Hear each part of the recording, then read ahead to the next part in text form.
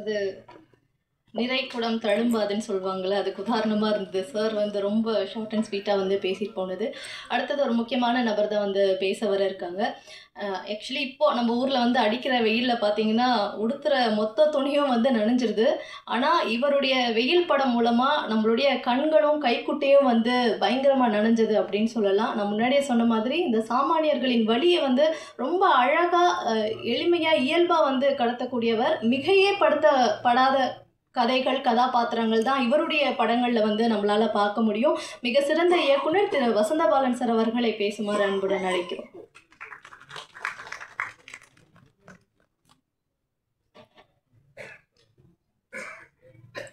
அனைவருக்கும் இனிய காலை வணக்கம். எப்படியோ மேடையில் வந்து மீரா அப்படிங்கிற படத்தில் இருந்து இந்த மேடையில் பேச்சு ஸ்டார்ட் ஆச்சு. இந்த மீரா படத்தில் நான் ஒரு உதவி எடிட்டராக நான் வேலை பார்த்த காலத்தில் வந்து பிசி சார் வந்து லெலிமி டிவிஜன் சார்கிட்ட வந்துட்டு போயிட்டுருப்பாங்க. அந்த விஷுவல்ஸை, அந்த ரஷ்ஷை முன்ன பின்ன நான் பார்த்துக்கிட்டே இருந்திருக்கிறேன். அப்படி ஒரு மேதை. ஆக்சுவலாக எப்படி இசைஞானி அவர்களை வந்து நம்ம கொண்டாடுறோமோ அதுக்கு எந்த விதத்திலும் குறைவில்லாத இந்தியாவின் ஒரு மகத்தான ஒளிப்பதிவு மேதைனா வந்து பிசி சாரை சொல்லலாம். பிசார் படங்கள் பார்த்த பிறகுதான் வீடு இவ்வளோ அழகா அப்படின்னு மௌனராகத்தில் தெரிஞ்சிச்சு. அதுக்கு முன்னாடி வரைக்கும் வீடு அழகுன்னு தெரிஞ்சதில்லை. வீடு அவ்வளோ அழகா, ஒரு காட்டன் புடவை அவ்வளோ அழகா அப்படின்னு தெரிஞ்ச படம் வந்து மௌனராகம். நான் வந்து கமலா தேட்டரில் திருடா படம் பார்த்துட்டு இருந்தேன். அதில் வந்து தீ தீ தித்திக்கும் தீ அப்படின்னு ஒரு பாட்டு. நம்ம ஊரில் இருக்கிற மியூசியம் இவ்வளோ அழகா அப்படின்னு அந்த பாட்டு வர்றப்போ ஒரு கட்டத்தில் அந்த லைட்லாம் ஆஃப் ஆகி திருப்பி ஆன் ஆகும். மொத்த தேட்டரும் கமலா தேட்டரில் கைதட்டி குமிச்சிச்சு. ஒரு வசனத்துக்கு கிடைக்காத கைதட்டு, ஒரு நடிப்பு, எல்லாத்தையும் தாண்டி ஒரு ஒளிப்பதிவுக்கு ஒரு மொத்த திரையரங்கமும் கைதட்டி மகிழ்ந்துச்சுன்னா, வெறும் ஒரு லைட்டில் ஒருத்தன் கவிதை சொல்கிறான், ஒரு மேஜிக் பண்ணுறாருன்னா அந்த பாட்டை வந்து நான் திருப்பி அடுத்த நாள் மறுபடியும் திருடா பார்க்குறேன். அதே இடத்துல கைதட்டு விடுது. ஸோ ஒரு ஒளிப்பதிவுக்கு ஒரு கைதட்டை ஒருத்தர் வாங்கி தந்துட முடியும்னா அதுக்கு பிறகு கூர்மையாக அவர் படங்களை பார்க்க ஆரம்பித்தா, அப்போ நாயகனில் பார்த்தா மெதுவாக நாயகன் வளர வளர வளர வளர ஆஃப் லைட்டில் இருக்க நாயகன் அப்படியே கொஞ்சம் கொஞ்சம் கொஞ்சம் கொஞ்சம் கொஞ்சமாக அவர் மரணமாகிறப்ப ஒரு பிரைட் லைட்டில் இறந்து போவார். ஒரு கதாசிரியர் கதை சொல்லிகிட்டு இருக்க மாதிரி ஒளியில் ஒரு கதையை கொஞ்சம் கொஞ்சமாக சொல்லிகிட்டு இருக்க ஒரு மேதையாக நான் வந்து பிசி சார் அவர்களை பார்க்குறேன். அவருடைய டைரக்ஷனில் வந்து குருதிப்புணல் ஆகட்டும், அக்னி நட்சத்திரம் ஆகட்டும். எனக்கு அக்னி நட்சத்திரத்தினுடைய ஃபோட்டோகிராஃபிலாம் பயங்கர வியப்பாக இருக்கும். எப்படா இது அப்படின்னு மணிசார்ட்ட ஒரு தடவை கேட்டப்ப, கார்ட்டூன் படங்கள்லாம் பார்க்குற ஒரு மேஜிக்கை பண்ணணும் அப்படின்னு நானும் பிசியும் பேசிக்கிட்டு இருந்தோம். அப்படின்னு சொல்லலாம், என்ன வேணா இப்படி பண்ணலாம் அப்படி பண்ணலாம். நான் அந்த மேஜிக்கை வந்து ராஜா அந்த சாங்கில் வந்து அப்படி இதுக்கு முன்னாடி சென்னையினுடைய எக்மோர் ரயில்வே ஸ்டேஷனை நம்ம பார்த்துருப்போமான்னு தெரியாது. அவ்வளோ அற்புதமாக வீட்டில் இருக்க வெங்கல தட்டு கூட, வெங்கல பானை கூட மின்ற ஒரு அழகை வந்து திரையில காமிச்சவர். அப்போ 35mm வெறும் ப்ராசஸிங், வெறும் ஃபிலிம், வெறும் லேபு. இன்னைக்கு இருக்கிற டிஐ கிடையாது, எதுவும் கிடையாது. அதை வச்சுக்கிட்டு ஒரு பெரிய மேஜிக்கை பண்ண ஒரு மகத்தான ஒரு ஒளிப்பதிவு மேதையாக நினைக்கிறேன். தமிழ் சினிமா கொண்டாட வேண்டிய ஒரு மேதை. அவர்கிட்ட வர்ற அசிஸ்டன்ஸுக்கு எப்பா நான் பண்ணல அந்த படம், நீ பண்ணிக்கோ அப்படின்னு மொத்த இந்தியாவினுடைய மகத்தான ஒளிப்பதிவாளர்கள் யார்கிட்டருந்து வந்திருக்கிறாங்கன்னா பிசி ஸ்ரீராம்ங்கிற ஒரு மாபெரும் மேதைகிட்டேருந்து வந்திருக்கிறாரு. இன்னும் இன்னும் இன்னும் இன்னும் தமிழ் சினிமா அவரை கொண்டாட வேண்டிய, மிக பெரிதாக கொண்டாட வேண்டிய ஒரு காலகட்டத்தில் இருக்கிறோம். நான் எப்பயுமே மேடை அவரோட ஷேர் பண்ணதில்லை.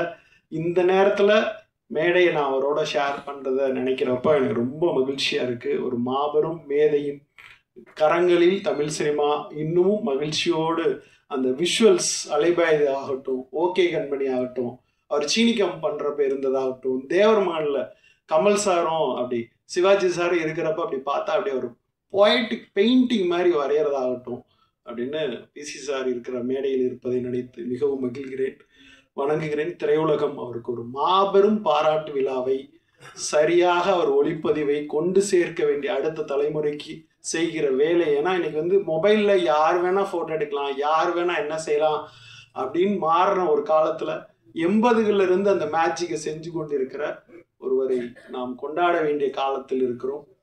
விரைவில் அப்படி ஒரு கொண்டாட்டத்திற்கு தமிழ் திரையுலகம் தயாராக வேண்டும் என்கிற ஒரு அன்பு வேண்டுகோளை இந்த மேடையில் நான் வைக்க விரும்புகிறேன். அடுத்து பல விஷுவல் கம்யூனிகேட் காலேஜுக்கு போவேன். அங்கே இருக்கிற முதல்வர்கள்லாம் பார்த்தாங்கன்னா அவங்களுக்கு திரைப்படம் சம்பந்தமாகவோ கலை சம்பந்தமாகவோ லிட்ரேச்சர் சம்பந்தமாகவோ எந்த விருப்பமும் இருக்காது. சார் மாதத்துக்கு யாராவது ஒரு விஐபி கூப்பிட்டு ஒரு மீட்டிங் வைக்கணும் சார் அப்படின்பாங்க. இப்படி தான் எம்ஜிஆர் திரைப்படக் கல்லூரி இருந்த ஒரு காலகட்டத்தில் கலை மீதும் ஓவியம் மீதும் நவீனம் மீதும் மிகப்பெரிய காதல் கொண்ட மருது சார் திரைப்படக் கல்லூரிக்கு நுழைந்தது என்பது மாபெரும் சாதனை. அங்கே புல்லு வெட்ட கூட ஆள் இல்லை. இப்போதான் நான் வெளியே கேட்டேன், 10 கோடி ரூபா அவர் வந்த பிறகு எம்ஜிஆர் மெடிக்கல் காலேஜ் திரைப்படக் கல்லூரிக்கு சாங்ஷன் ஆயிருக்கு அப்படின்னு தகவல் சொன்னார். ரொம்ப மகிழ்ச்சியாக இருந்துச்சு. ஏன்னா அங்கிருந்து வந்த திரைப்படக் கல்லூரியில் தான் புலன் விசாரணையிலிருந்து ஊமை வெளிகளிலிருந்து தமிழ் சினிமாவை மலர்ச்சி ஏற்படுத்துகிற அந்த உலகம் வந்துச்சு. அது அப்படியே மண்டி போய் கிடந்துச்சு. அப்படியே புதர் மண்டி போய் கிடந்த ஒரு இடத்துல போய் ஒளி மாதிரி இருக்கிற மருது சார் அங்கே போய் அப்படியே உட்கார்ந்துருத பார்க்குறப்ப ரொம்ப சந்தோஷமா இருக்கு.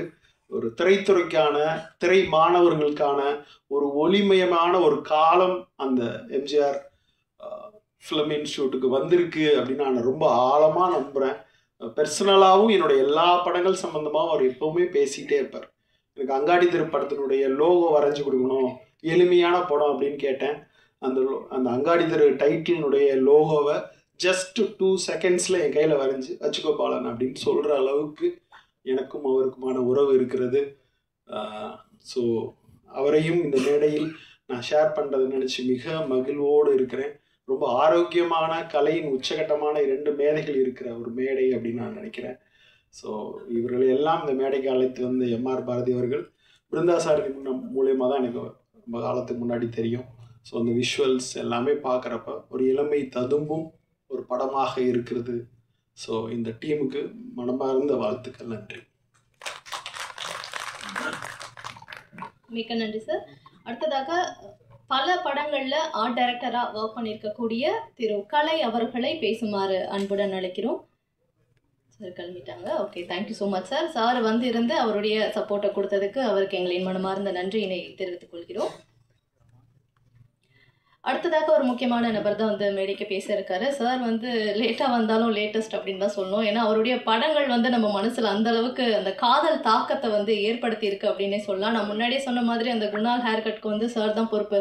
அதே மாதிரி இந்த காதலில் விழுந்திருந்தாலும் சரி, காதல் தோல்வியில் விழுந்திருந்தாலும் சரி, அந்த சமயத்தில் சார் தான் பொறுப்பு அப்படின்னு சொன்னோம். ஏன்னா அந்த மாதிரியான படங்களை அவர் நம்ம கொடுத்துருக்காரு. இதயம், உழவன், காதல் தேசம், காதலர் தினம், அப்படி 90s கிட்ஸை காதலிலே கட்டி போட்டு வச்ச இயக்குனர் கதிர் அவர்களை பேசுமாறு அன்புடன் அழைக்கிறோம்.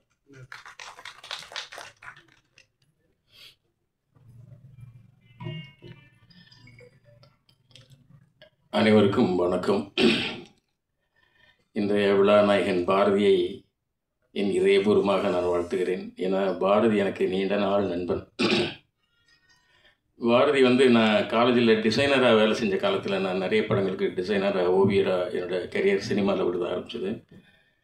வேலையில்லா மாமரம் அப்படின்ற ஒரு படத்தில் நான் டிசைனராக வேலை செஞ்சேன். பாரதி அந்த படத்தினுடைய அசோசியேட் டைரக்டர். அது ஏறக்குறைய என்னுடைய கல்லூரி நாட்கள். காலேஜில் படிக்கும்போதே ஒர்க் பண்ணிகிட்டு இருந்தேன். அந்த ஃபிலிம்ஸ் எல்லாம் 3ஆம் வரை, அந்த நாட்கள், டார்லிங் டார்லிங் டார்லிங், வேலையில்லா மாமரம், இந்த மாதிரி. ஸோ எங்களுடைய நட்பு அதிலிருந்து தொடர்ந்தது. பாரதியோட அஸ்திவாரம், இன்னைக்கு சினிமாவுடைய அஸ்திவாரம்னாலே எழுத்து தான். அந்த அஸ்திவாரத்தை பிடித்து கொண்டு தான் இந்த பாரதி இன்று இந்த ட்ரீம் கேர்ள் வரைக்கும் நடந்து வந்திருக்கார்.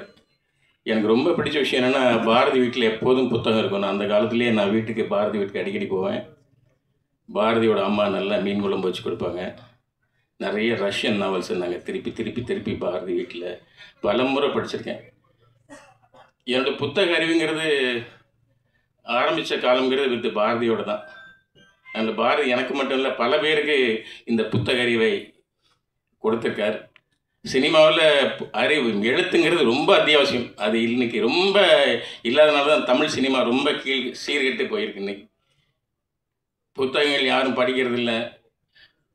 ஆனால் புத்தகத்தையும் எழுத்தையுமே தன்னுடைய ஆயுதமாக வச்சு இன்றைக்கி மிகப்பெரிய வெற்றியை அடைய போகிற இந்த பாரதிக்கு என்னுடைய வாழ்த்துக்கள். ஏன்னா இது வந்து ட்ரீம் கேர்ள்றது என்னோட படத்து டைட்டில் மாதிரி இருக்குது. எனக்கு கொஞ்சம் பொறாமையாக தான் இருக்குது. கிடைக்கு முன்னாடியே சொல்லியிருந்தேன், நானே கூட வாங்கிட்டேன். ரொம்ப அற்புதமான டைட்டில். நான் படம் பார்த்தேன், ரொம்ப பொய்ட்டிக்காக ரொம்ப அழகாக இளமையாக பண்ணியிருக்கார் பாரதி. இந்த படம் வெற்றியடைய அவர் தொழில் எல்லாருக்கும், கலைஞர்கள், அவர் ஒர்க் பண்ண நடிகர்கள், டெக்னீஷியன்ஸ் எல்லாருக்கும் என்னுடைய வாழ்த்துக்கள். வெற்றி விழாவில் மீண்டும் சந்திப்போம். நன்றி, வணக்கம். மிக்க நன்றி சார். உன் நண்பன் யார் என்று சொல், உன்னை பற்றி சொல்கிறேன் அப்படின்னு சொல்லுவாங்கள்ல, அந்த மாதிரி தான் ட்ரீம் கேர்ள் படத்துடைய இயக்குனர் எம்ஆர் பாரதி அவர்களுடைய நண்பர்கள்லாம் யார் அப்படின்றத பார்த்தாச்சு. அப்போ அவர் யார் அப்படின்றதுக்கான அந்த அறிமுகமும் முகவரியும் இந்த மேடை வந்து அவங்க எல்லாருக்குமே கொடுத்துருக்கோம். சாரை நல்லா தெரிஞ்சவங்களுக்குமே வந்து தெரிஞ்சிருக்கும். 40 வருஷமாக வந்து சினிமா இண்டஸ்ட்ரியில் ட்ராவல் பண்ணிகிட்டே இருக்காரு. ஸோ இப்போது ஒரு அழகான படத்தை, காதல் ததும்ப ஒரு படத்தை வந்து நம்மளுக்காக கொடுத்துருக்கக்கூடிய ட்ரீம் கேர்ள் படத்துடைய இயக்குனர் திரு எம்ஆர் பாரதி அவர்களை பேசுமாறு அன்புடன் அழைக்கிறோம்.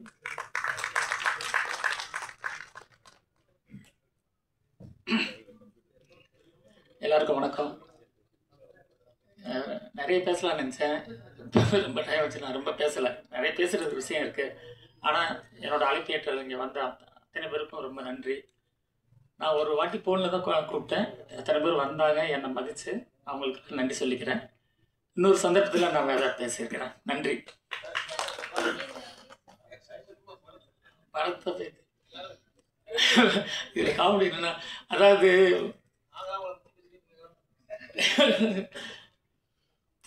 எப்படி சொல்கிறேன்னா, ஆக்சுவலாக நான் சினிமாவுக்கு ஃபஸ்ட் அசிஸ்டன்ட் அந்த ட்ரை பண்ணுறப்ப எல்லாமே எனக்கு நல்ல கம்பெனியே கிடைக்கல.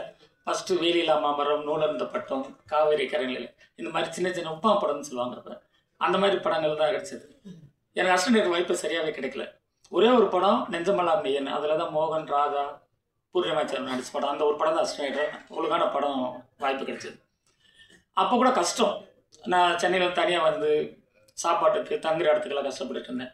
அது ரொம்ப கஷ்டமாக இருக்குது. சரி என்ன பண்ணலாம் அப்படின்ட்டு அப்புறம் பத்திரிக்கையில் போய் சேர்ந்தேன். அதுக்கு பாவைச்சந்திரன் ஒரு முக்கியமான காரணம். அப்புறம் பத்திரிகையில் சேர்ந்தோன்னா கொஞ்சம் கம்ஃபர்டபுளாக சென்னை வாழ்க்கையே எனக்கு ஓரளவு வசதியாச்சு. அந்த பத்திரிகை துறையில் ஒரு 4-5 வருஷம் இருந்தேன். அப்போ இருக்கிறப்ப சினிமா ஆர்வம் இல்லை. அப்போ ஃபிலிம்ஸ்லேருந்து படம் பார்க்குறது, உலக சினிமா பார்க்குறது, நிறைய புத்தகங்கள் படிக்கிறது, சினிமா பற்றியே சிந்திச்சுட்டு இருப்பேன். ஆனால் பத்திரிக்கை எழுதிட்டு இருந்தேன். அப்போ தான் எனக்கு முதல் சினிமாவில் அங்கீகாரம் கொடுத்தது வந்து பி.சி. ஸ்ரீராம். அவர் தான் எனக்கு அவரோட டைரக்ஷனில் மீரா படத்துக்கு கதை வசனம் கொடுத்தாரு. அது எனக்கு ஒரு நல்ல இதாக இருந்தது. அதுக்கப்புறம் தான் திருமணம் ஆச்சு.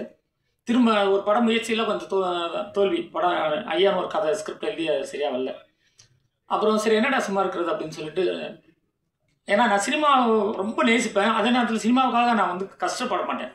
சரி அடுத்த வேலை செய்யலான்ட்டு ராஜ் டிவியில் நிகழ்ச்சி தயாரிப்பாளராக மாதிரி நிறைய நிகழ்ச்சிக்கு பண்ணேன். அதில் நிறைய பணமும் விளம்பர படம் எடுக்கிற வாய்ப்பும் கிடைச்சது. அப்போ என் லைஃப் ரொம்ப கம்ஃபர்டபுள் ஆச்சு. ஏன்னா அப்போ எனக்கு 2 பசங்க, ஃபேமிலியை நல்லா பார்த்துக்க முடிஞ்சிச்சு. சரி அப்புறம் இன்னும் ஸ்டடியாக அதில் கூட என்னென்னா ஒவ்வொரு விளம்பர படம் இருக்கிறது, நிகழ்ச்சி பண்ணுறதுல கொஞ்சம் ஸ்ட்ரெயின் இருந்தது. அதுக்கப்புறம் கல்லூரிக்கு புத்தகம் போட ஆரம்பித்தேன். இக்னோன்னு சொல்லிட்டு அது ஒரு வாய்ப்பு அமைஞ்சது. ஒரு சார் சொன்னார், இந்திரா காந்தி ஓப்பன் யூனிவர்சிட்டி, அது வந்து என்னென்னா எம்பிஏ படிப்பாங்க இந்தியா முழுக்க ஒரே சிலபஸில். அதுக்கு வந்து நான் கொஸ்டின் பேப்பர் போட்டு, கொஸ்டின் அண்ட் ஆன்சர் சின்னதாக புக்கு 40 ரூபாய்க்கு குட்டி புக்கு போட்டு சவுத் இந்தியா முழுக்க அந்த இது நடக்கிற கல்லூரியில் அந்த வகுப்பு நடக்கிற இடத்துல போய் வெளியே வச்சு விற்று அதை பயங்கர வெற்றி அடைய செம சக்ஸஸ் ஆச்சு. இந்தியா முழுக்க அந்த புக்கு போச்சு. அதுக்கப்புறம் இன்ஜினியரிங் புக்கு போட்டேன். இந்த 26 வருஷமாக சார்லதா பப்ளிகேஷன் நடத்துகிறேன். ரொம்ப சக்ஸஸ்ஃபுல்லாக கம்ஃபர்டபுளாக இருக்கேன். ஆனால் சினிமா எனக்கு தரத்துட்டே இருக்கும்ல. அப்போ அர்ச்சனா வந்து எனக்கு ரொம்ப ஃப்ரெண்டு. நாங்கள் 2 பேரும் எப்போ நாங்கள் 2 பேர் பேசுனாலும் சினிமா பற்றி பேசுவோம். சினிமா பேசிகிட்டே இருப்போம். நைட்டு 11 மணி 12 1 மணி அவ்வளோ சினிமா பேசுவோம். அப்போ தான் சரி அவங்களுக்கு தோணுச்சு. நான் ஒரு கதை சொன்னேன், இப்படி ஒரு பண்ணலான்னு. அந்த அழியாத குழம்பு 2 வந்து அர்ச்சனா தயாரித்தாங்க. அவங்க என்ன டேரக்ட் ட்ராக் பார்க்கணுன்ட்டு. ஆனால் அவங்க எங்கேயோ பணத்தை பாரோ பண்ணி கடன் வாங்கி பண்ணலான்னு திட்டம் போடுறப்ப நான் பயந்துட்டேன். ஐயோ நம்மளால் அவங்க எதை கஷ்டப்படக்கூடாதுன்னு. சரி ரேவதி அப்போ ஃப்ரெண்டு, ரேவதி டேரக்டரை போடு, உனக்கு சேஃபு, நீ நினைக்கிற இந்த கதையும் நடிக்கலாம், ரேவதி டேரக்டரை போடுற அப்படின்னு சொன்னேன். ஆனால் அவங்க உறுதியாக இல்லைடா அது நீ தான் ஃபீல் பண்ணி, உன்னால தான் ஃபீல் பண்ணி எடுக்க முடியும் அப்படின்னு சொல்லி, சரி முடிஞ்ச வரைக்கும் சிக்கனமாக எப்படி எடுக்கிற பிளான் பண்ணி அது 12 நாளில் அந்த படத்தை எடுத்து முடித்தேன். சின்ன பட்ஜெட்டில் தான். அந்த படம் ஓரளவு ஒரு நல்ல எனக்கு பேர் இப்போ கூட யூடியூப்பில் இருக்குது, 2 மில்லியன் மேலே அந்த படம் பார்த்துருக்காங்க, நல்ல ரிவ்யூ போட்டிருக்காங்க, அது சந்தோஷம். அப்புறம் என்னென்ன சும்மா இருக்க முடியல, சும்மா அடுத்து படம் பண்ணணும்.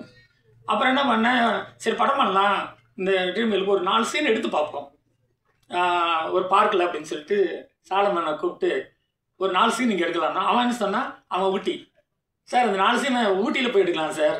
செம்மொழி பூங்காவில் வந்து அவன் வேலை கேட்டால் 30,000 படம் கேட்டான். இந்த 30,000 ஊட்டியில் போய் எடுத்துக்கலாம்னு சொன்னான். 4 சீன் எடுக்கலான்னு தான் போனேன். அப்படியே ஒரு பிளான் பண்ணி அங்கே ஒரு 16 நாளில் அந்த படத்தை எடுத்து முடித்தேன். அப்போ அந்த ஸ்கிரிப்டுக்கு கூட எனக்கு ரொம்ப சப்போர்ட்டாக இருந்தது வந்து ஹேமந்த். நைட்டு எல்லாம் இது எடுக்கலான்டான்னா காலையில் சீன் எழுதி கொடுப்போம். அப்படி அழகாக வந்து அந்த படத்தை சிம்பிளாக எடுத்து முடித்தேன். எனக்கு சந்தோஷம். அப்புறம் இந்த நேரத்தில் நான் சொல்லிக்கிறது என்னென்னா, சினிமாவுக்காக கஷ்டப்படுறவங்கள நிறைய பேர் படுறாங்க, அது எனக்கு பிடிக்காது. பிரேக் பண்ணுங்க. அமெரிக்காவில் எப்படின்னா ஒரு பையன் நல்லா படிக்கலன்னா 1 வருஷம் பிரேக் பண்ணி விட்டுருவாங்க. அந்த 1 வருஷம் பிரேக் பண்ணி சுற்றுறதுல அடுத்து அவங்க சினிமா அவனை இன்ட்ரெஸ்ட் வந்துடும். நீங்கள் சினிமா வாய்ப்பு கிடைக்கலன்னா என்ன பண்ணணும்னா அதை கட் பண்ணிட்டு போயிருங்க. நான் நிறைய பத்திரிகையில் இருந்து நிறைய வேலை பார்த்துருக்கேன்.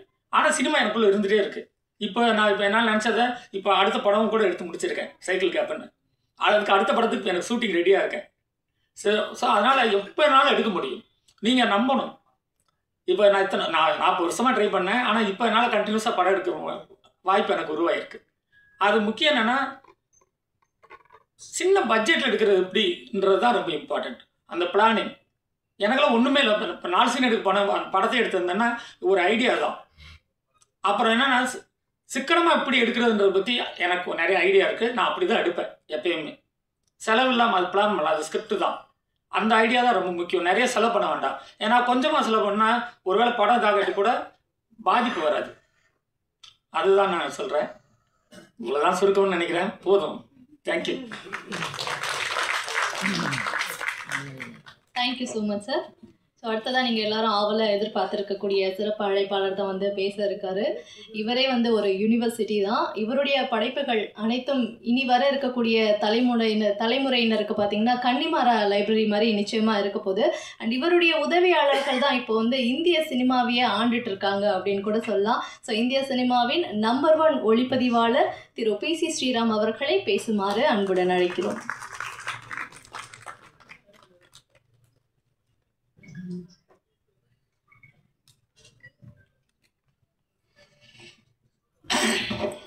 அனைவருக்கும் காலை வணக்கம். இருக்கவங்க எல்லாம் என் நண்பர்கள், வெகு நாளை நண்பர்கள்.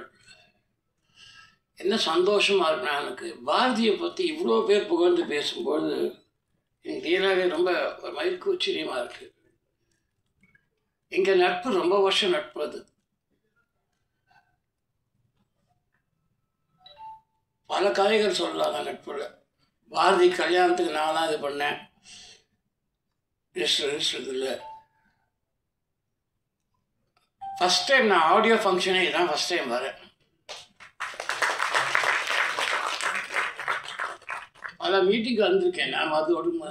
ஆனால் ஆடியோ லான்ச்சுன்னு பாரதி கூப்பிட்ட உடனே பாரதிக்கு நான் என்றைக்குமே நோ சொல்ல முடியாது இல்லை. ஆனால் ரொம்ப சந்தோஷம். இவ்வளோ பேர் வந்து பாரதியோடைய குணங்களையும் அவருடைய இதை பற்றி பேசும்போது எல்லாரும் ஒரே கருத்தோட பேசிச்சு. அதில் வந்து அவர் உயர்ந்து நிற்கிறாரு பாரதி. அதான் உண்மை. அடுத்த பெரிய பட்ஜெட்டில் பண்ண வேணாம் பாரதி. 500 கோடி 400 கோடிலாம் ஜோக் பண்ணியிருந்தேன், அதெல்லாம் பண்ணாதீங்க. இந்த படம் நல்லா வரணுன்றது தான் எனக்கு ஆசை. நல்ல இயக்குனராக வந்துட்டீங்கன்னா அப்புறம் உங்கள் பல கதைகள் வச்சுருக்கீங்க. அன்னைக்கு கூட ஒரு கதை சொன்னோம். ஒரு கதையை நான் சும்மா அவர்கிட்ட சொல்லி விட்டேன். அவர் கதை திரைக்கதை எழுதிட்டார். அது இன்ட்ரெஸ்டிங்காக பண்ணியிருப்பாருன்னு எனக்கு தெரியும். ஆனால் அது வந்து ரெகுலராக கிடையாது. பாருங்கள், அது அடுத்தது என்ன எடுக்க போறீங்க?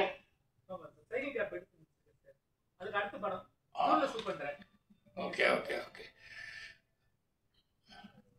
ரொம்ப அவர் தான் திரைக்கதை எழுதியிருக்கார். ரொம்ப இன்ட்ரெஸ்டிங்காக இருக்கும். பாரதி, என் வாழ்த்துக்கள் வாழ்த்துக்கள் வாழ்த்துக்கள். Okay, thank you so much sir. So அடுத்ததாக ஒரு முக்கியமான தருணம் தான். ட்ரீம் கேர்ள் படத்துடைய இசைத்தட்டு வெளியிடும் நிகழ்வு வந்து தற்போது நடக்க இருக்கு. ஒளிப்பதிவாளர் திரு சி ஸ்ரீராம் அவர்கள் இசைத்தட்டை வெளியிட மேடையில் இருக்கக்கூடிய சிறப்பு விருந்தினர்கள் அனைவரும் இசைத்தட்டை பெற்றுக்கொள்வார்கள்.